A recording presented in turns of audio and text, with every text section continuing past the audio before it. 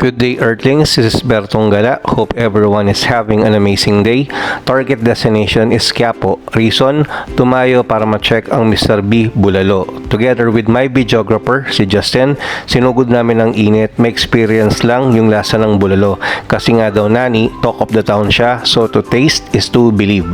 Ang dami naming dinaanan. Grabe palang stopover dito. Aside sa tempting to buy, kanya-kanyang racket at paninda. So trivia lang guys, ang Quiapo Church, ang pinakatanyag na simbahan. Maraming deboto pumupunta dito dahil dito matatagpuan ang itim na Nazareno.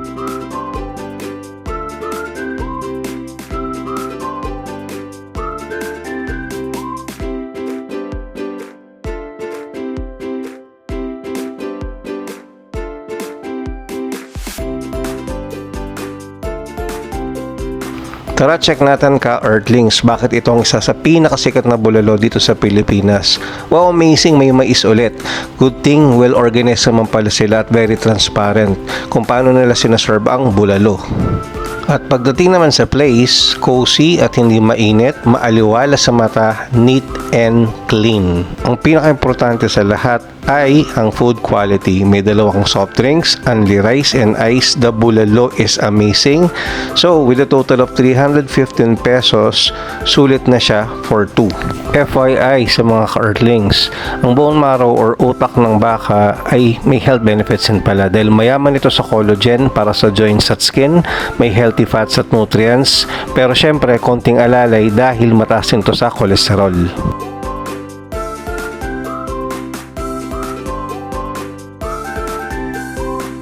Tinanong ko si Justin, saan ang ating susunod na paglalakbay? Next stop naman is gusto daw niyang tikman yung sugarcane juice sa Binondo. At tamang-tama, sabi niya, malapit lang daw ito sa Quiapo. So sabi ko, tara, pagkatapos niyan. Habang naglalakad ako dito sa Quiapo, para kang nasa isang napakalaking palengke na hindi mauubusan ng paninda.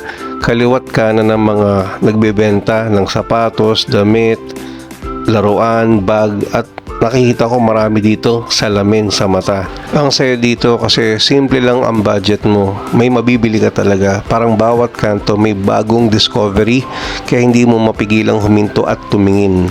May halo ring kultura at tradisyon dahil malapit ito sa Quiapo Church kaya nagiging mas buhay at makulay ang paligid.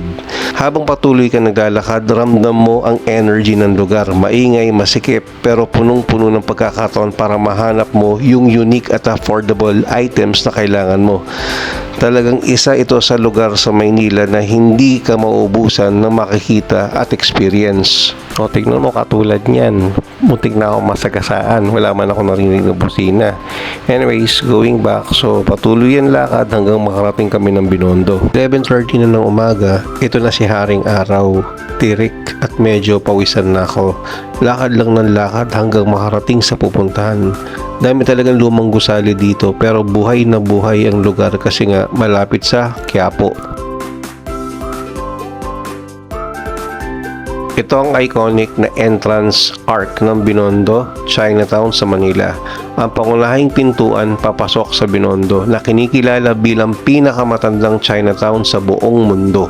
Sa pagdaan mo sa arko na to, para ka nang pumapasok sa isang lugar na puno ng kasaysayan, kultura at tradisyon. Kilala ang Binondo sa makulay nitong kalsada, masasarap na pagkain at mayamang Filipino-Chinese heritage na buhay hanggang ngayon. Talagang simula na ito ng isang kakaibang hindi malilimutang karanasan sa gitna ng Maynila. Ito naman ang Binondo Church, isa sa pinakamatandang simbahan sa Maynila na kilala rin bilang Minor Basilica of St. Lorenzo Ruiz. Dinadayo ito ng maraming deboto, turista dahil sa ganda ng simbahan at makasaysayang lugar nito. Tahimik at solemn ang paligid kaya perfect para magdasal at magnilay kahit sa gitna ng busy na Binondo. Halos sa pagpagnayata lahat ng nakain ko, di ako na-inform na lakad di pala ngayon. Pero the best part, after ng long journey, tingnan mo naman ang pisngin ng kasama ko. Satisfied and happy. Happy drinking!